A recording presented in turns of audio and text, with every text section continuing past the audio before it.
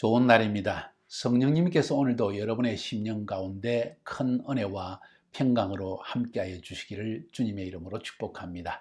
오늘은 에스겔서 23장을 배우려고 합니다. 23장을 통해서도 하나님께서 여러분과 저에게 주시는 음성을 잘 들을 수 있기를 바랍니다. 저는 23장의 제목을 이스라엘의 음행은 무엇인가? 도대체 구약 성경에서 하나님께서 자기 백성을 심판하실 때 너희들의 음란한 죄 때문에, 음행 때문에 너희를 심판한다는 이야기를 종종 들었을 것입니다. 오늘 본문도 마찬가지입니다. 사실 22장에서는 하나님께서 이스라엘 백성들의 죄, 특별히 예루살렘의 죄에 대해서 깊이 있게 지적을 하셨습니다. 그 죄는 두 가지였습니다. 한 가지는 그들이 하나님의 율법에 어긋나는 행위를 했다는 것입니다. 쉽게 이야기해서 미슈파트와 체다카, 공평과 정의가 사라졌고 사회 안에 공의가 사라졌기 때문에, 또 정의가, 자비가 사라졌기 때문에 하나님의 심판이 임하게 된다. 너희들은 피를 흘렸다.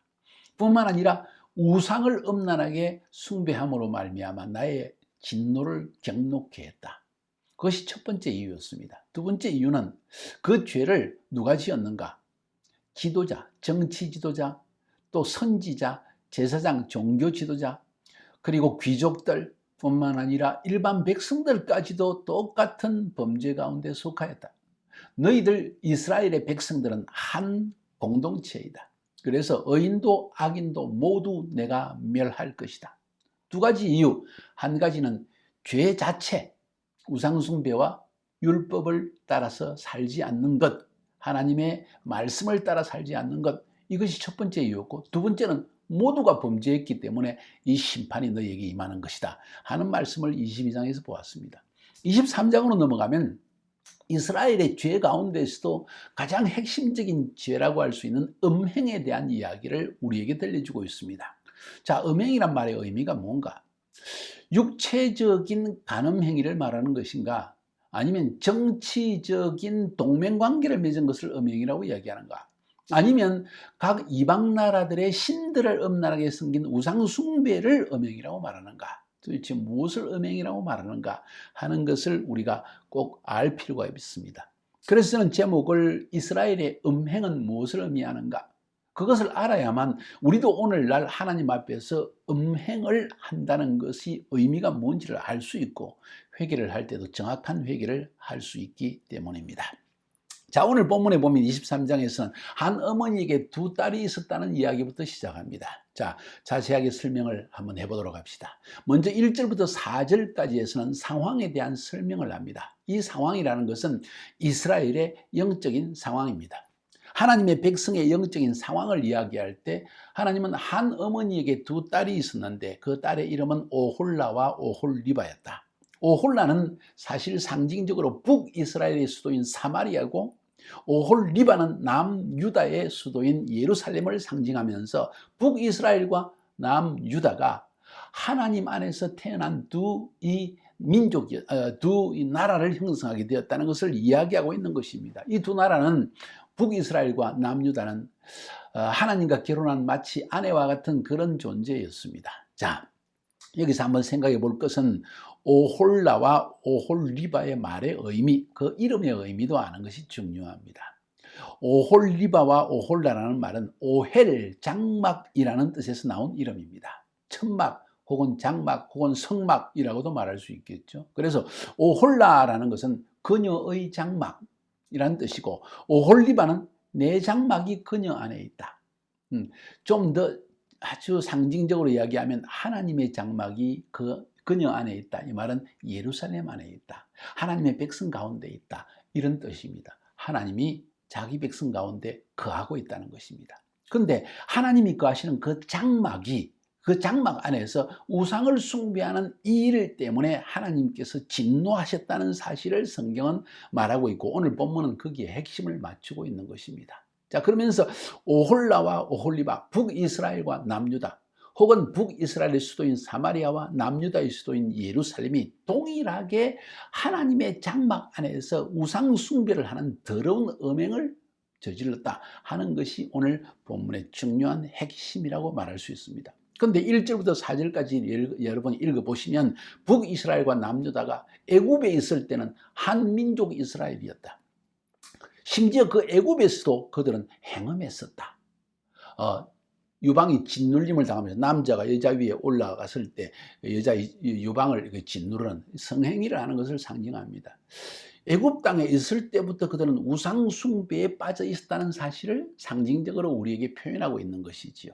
그 오홀라와 오홀리바가 장성하고 난 이후에 무슨 행동을 했는가 하는 것을 계속적으로 5절부터 흘러가고 있는데 5절부터 10절까지에서는 언니 오홀라가 어떤 음행을 저질렀는가 하는 것을 이야기합니다. 거기에서 읽어보시면 5절부터 10절까지에서는 이 오홀라는 북이스라엘은 아수르와 음행을 했다는 사실을 계속 이야기하고 있습니다. 거기에 나오는 아주 이야기들은 보면 아수르의 남자들이 장대하고 멋있고 아주 성욕이 색욕이 강한 사람들이었다, 이런 표현들을 쓰면서 북이스라엘이 이 아수르 민족들과 함께 동맹하면서 그들의 우상을 가져와서 하나님께 이렇게 하나님을 떠나고 그리고 우상 숭배에 빠져들었다는 사실을 맹렬하게 비난을 합니다. 그러면서 그런데 이렇게 서로 정을 나누었던 남녀가 그만 깨어지고 그 남자가 정을 나누었던 여자를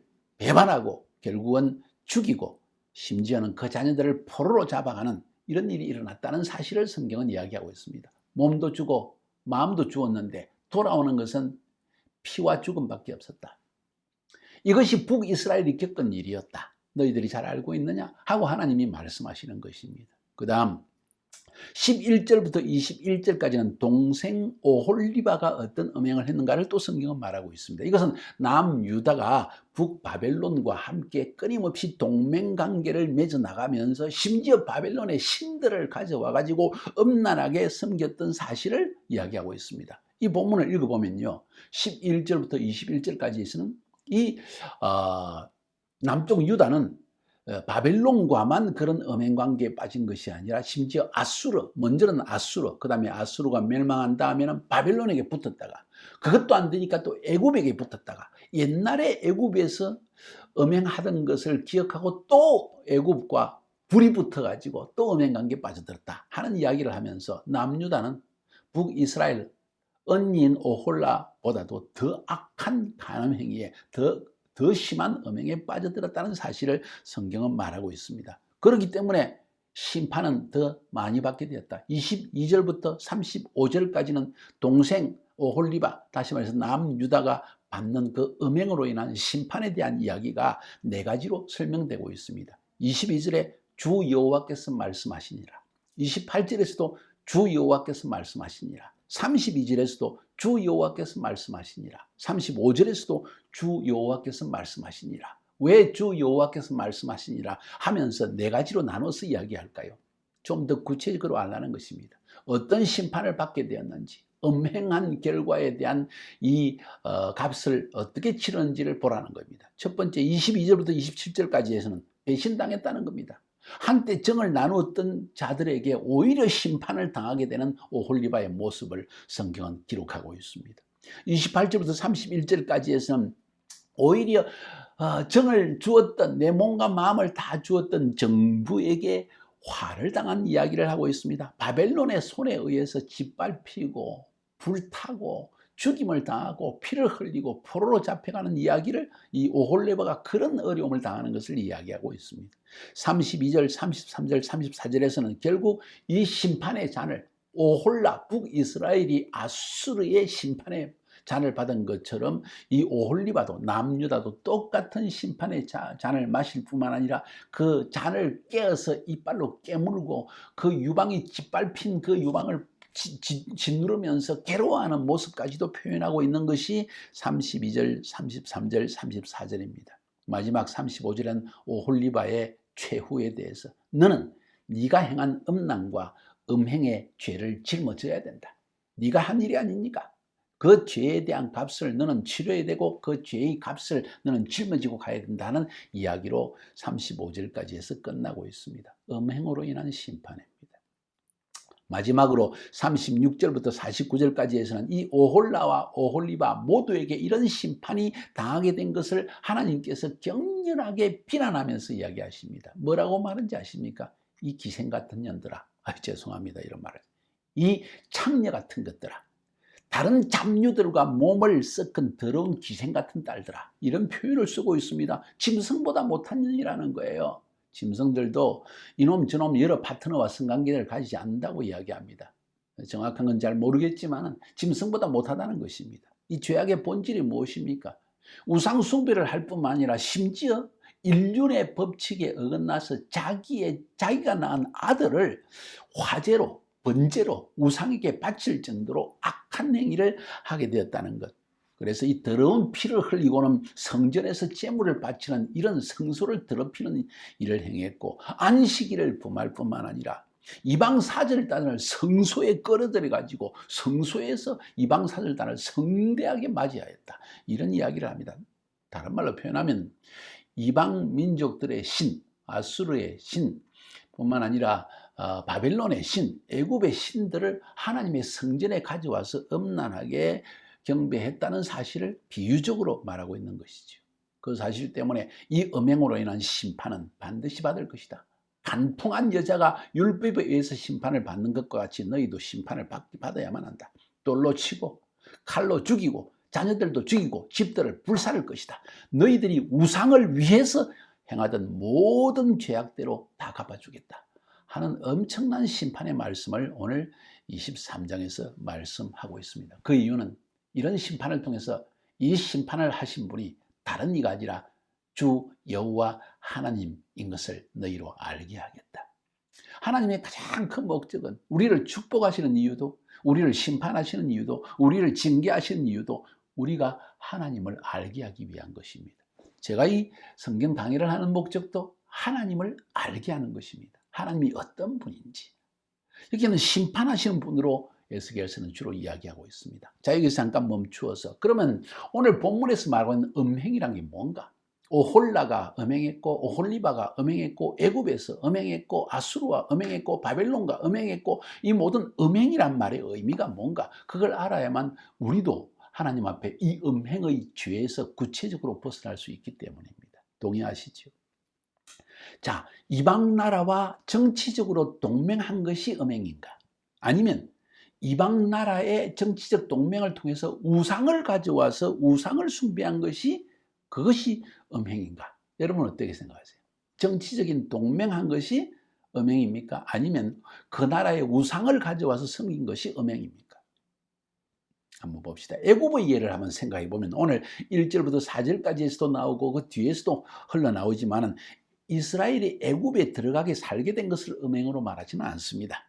그러나 출애굽 후에 다시 애굽으로 들어가서 살려고 하는 그 태도에 대해서는 하나님께서 신랄하게 비판하시고 진노하십니다. 다시 말해서 하나님이 약속하시고 예비하신 젖과 꿀이 흐르는 그 땅보다도 애굽 땅으로 돌아가서 애굽 땅을 더 사랑하여서 살려고 하는 그 태도에 대해서는 하나님께서 신랄하게 비판하신 것, 진노하신 것을 우리가 잘 알 수가 있죠. 성경을 통해서 우리가 배웠습니다. 자, 애굽에서의 음행의 의미는 그러면 무엇일까요? 애굽에서 모든 우상을 섬긴 것을 이야기합니다. 애굽에 있는 온갖 가지 곤충들, 짐승들, 송아지들 이런 것을 섬기는 그 행위를 오늘 성경에서 애굽에서 음행하였다는 말의 표현을 한 것을 알 수가 있습니다. 다시 말해서 오홀라도 오홀리바도 아직 탄생하기 전에 그 어머니 이스라엘은 이스라엘 땅에서도 벌써 우상을 시작했고 그 딸들을 낳았더니 다음 세대에도 끊임없이 우상 숭배를 했는데 더 악하게 우상 숭배했다는 것입니다.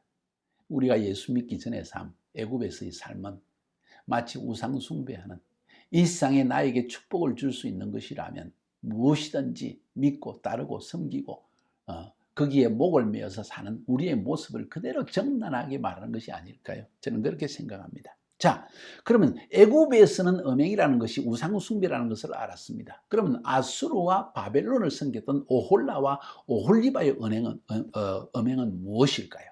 오늘 본문을 통해서 그 해답을 찾아볼 수 있는데 30절에 이것은 네가 이방 나라의 창녀가 되어서 그들의 우상으로 네 자신을 더럽혔기 때문이다. 좀 더 구체적으로 원문적으로 살펴보면 네가 이방 나라의 창녀가 되었고 또 그들의 우상이 되어서 네 자신을 더럽혔기 때문이다. 창녀가 되었고 우상이 되었다. 자, 이 두 가지를 얘기하는데 창녀가 되었다는 것은 섬기는 자가 되었다는 의미입니다. 남편을 섬기듯이 외간 남자를 섬겼다는 겁니다. 정치적 동맹을 의미한다고 저는 생각합니다. 그리고 그들의 우상으로 자신도 더럽혔다. 우상 숭배도 이야기합니다. 두 가지가 다 포함된다는 것이지요. 핵심은 무엇인가 하니 정치적으로 그 당시에는 하나님을 믿는 신앙을 버린 후에 종교적으로 우상을 섬기도 시작했다는 겁니다. 다시 말해서 그들의 현재의 어려움의 상태, 나라가 위태한 상태에서 아수르에게 동맹을 하고 조공을 바치고 바벨론에게 동맹을 해서 또 조공을 바치고 이런 모든 그런 사이에 심지어 그들의 신들까지 우상까지 가져와서 그들을 섬기는 행위, 정치적 동맹과 우상 숭배는 연관관계가 있다는 것입니다. 자, 여기서 잠깐 여러분이 그 당시의 문화, 그 당시의 모습을 생각해 보면 무엇인가 하니 그 당시의 전쟁은 신들의 전쟁이었습니다. 바벨론과 이스라엘이 전쟁을 해서 바벨론이 이기면 바벨론의 신인 마르둑이라는 신이 더 강하기 때문에 이스라엘 백성들의 생각 속에는 더 강한 신을 섬겨야 되겠다고 여호와 하나님을 버렸다는 것이죠. 아수르도 마찬가지입니다. 아수르가 북이스라엘을 넘어뜨리게 했을 때 아수르의 신이 그들의 신보다 더 강하다는 것이죠. 그래서 그 아수르의 신을 섬기는 이게 그 당시의 일반적인 모습이었습니다. 하나님께서 이스라엘 백성들을 열재앙을 통해서 애굽에서 끄집어내시고 그들을 광야에서 먹이시고 만나를 먹이시고 메추라기를 먹이시고 이렇게 반석에서 물을 내시고 먹이시고 심지어 가나안 땅에 들어가서 모든 칠족속을 멸하고 이길 수 있는 축복을 주셨고 다윗 시대에 여호와 하나님을 섬기는 신앙 때문에 엄청난 축복을 주셨는데도 불구하고 그것은 잊어버리고 지금 당장 그들의 죄악 때문에 아수르가 하나님의 심판의 도구로서 이스라엘을 공격하여 이긴 모습을 보고 이스라엘은 아수르의 신을 섬기기 시작했다는 것입니다. 그것을 하나님께서는 지금 음란이라고 이야기하는 것입니다. 이것이 그 당시의 문화요, 그 당시의 정서였습니다. 신들의 전쟁에서 이기는 신이 더 강한 신인 건 너무나 당연한 게 아니라는 거예요. 아니냐는 거죠. 자, 47절에도 보니까 그들의 음행이 무엇인지를 볼 수 있는 이야기가 나옵니다. 그들의 매춘 행위와 우상을 섬긴 죄에 대해서 내가 그들을 벌할 것이다. 그러면 그들이 나를 여호와인 줄 알 것이다.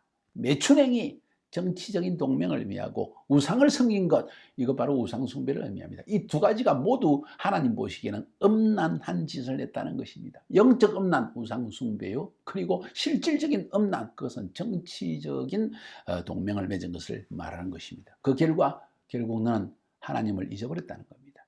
35절에 보니까 그러므로 나 주 여호와가 말한다. 네가 나를 잊고 나에게 등을 돌렸으므로 너는 네 음란과 매춘 행위의 결과에 대해서 책임을 져야 된다.